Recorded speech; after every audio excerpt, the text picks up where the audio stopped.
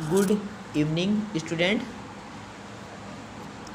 कक्षा 10 UP board के लिए हिंदी में क्या सिलेबस इस साल हम लोगों को पढ़ना है, क्या नहीं पढ़ना है, थोड़ा हम लोग देख लिया जाए ताकि आने वाले परीक्षाओं में हम लोग अच्छे नंबर पा सकें। हिंदी एक ऐसा विषय है जो 100 में 90, 92, 95 तक लाया जा सकता है स्कोर, क्योंकि यूपी बोर्ड के लिए हिंदी बहुत अच्छा है। और हिंदी में 50% से 80% ऐसे होते हैं सिलेबस में जो हर साल आते हैं, तो क्यों ना हिंदी में हम लोग थोड़ा सा अच्छा मेहनत किया जाए।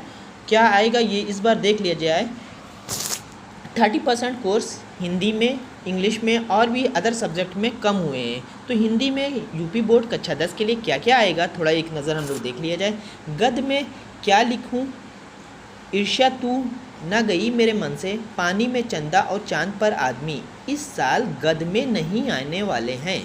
काव्य में सुमित्रा नंदन पंत का चंद्रलोक में प्रथम बार, महादेवी वर्मा वर्षा सुंदरी के प्रति, माखनलाल चतुर्वेदी जवानी, केदारनाथ सिंह का नदी, अशोक वाजपेयी का युवा जंगल इस साल काव्य में नहीं आना है, यानी हम लोग नहीं पढ़ेंगे।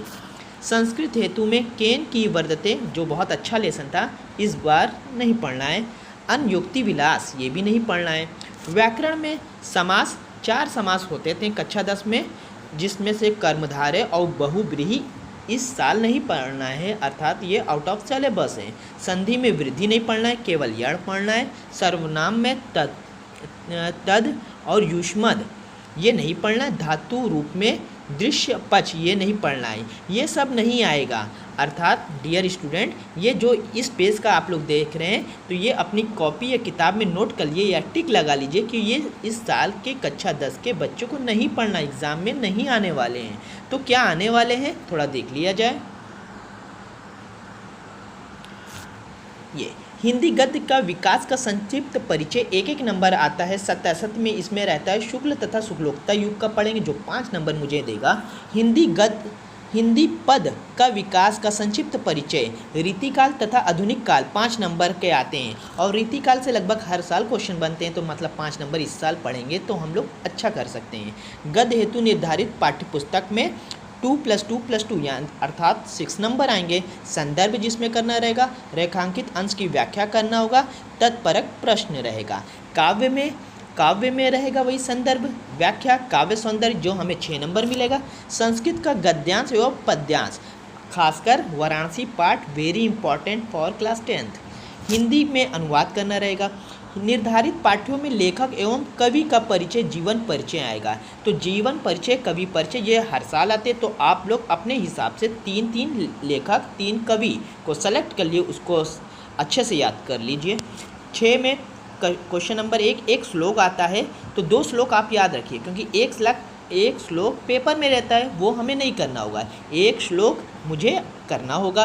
संस्कृत का प्रश्न उत्तर है, ये भी वाराणसी पाठ का एक क्वेश्चन आ जाता है, तो प्रश्न रहेंगे 4, आपको करने रहेंगे 2, तो 2 के लिए हमें 2 नंबर ही मिल रहे हैं।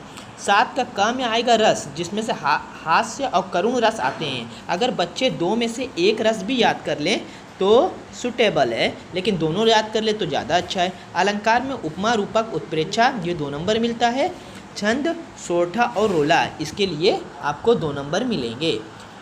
प्रश्न नंबर 8, हिंदी व्याकरण में उपसर्ग 3 नंबर पढ़ना होगा, प्रत्यय 2 नंबर, समास 2 नंबर, तत्सम 2 नंबर, पर्यायवाची 2 नंबर के लिए पढ़ा जाएगा।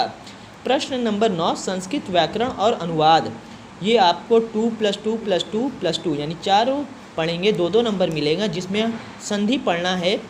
गुण संधि केवल, शब्द रूप में पल, मति, मधु, नदी ये 4, धातु रूप में 5 लकार पढ़ने होंगे, जिसमें पठ और हस का पढ़ लें तो अच्छे नंबर यानी सेलेक्ट हो सकता है। हिंदी में सरल वाक्यों का संस्कृत अनुवाद अर्थात हिंदी का ट्रांसलेशन जो होता है छोटे छोटे, उसको याद करना होगा। प्रश्न नंबर 10, निबंध आता है 6 नंबर का। खंड काव्य, जो बच्चे वाराणसी ज़िले से पढ़ रहे हैं, जो वाराणसी ज़िले में एग्ज़ाम देंगे वो तुमुल पढ़ेंगे, और जो अदर ज़िले से करेंगे तो वो तुमुल के अलावा अपना ज़िले वाइज देख लें कि क्या पढ़ना है क्या नहीं। तो डियर स्टूडेंट, आप लोग थोड़ा सा इसको ध्यान दीजिए, इसको पढ़िए। Thank you very much.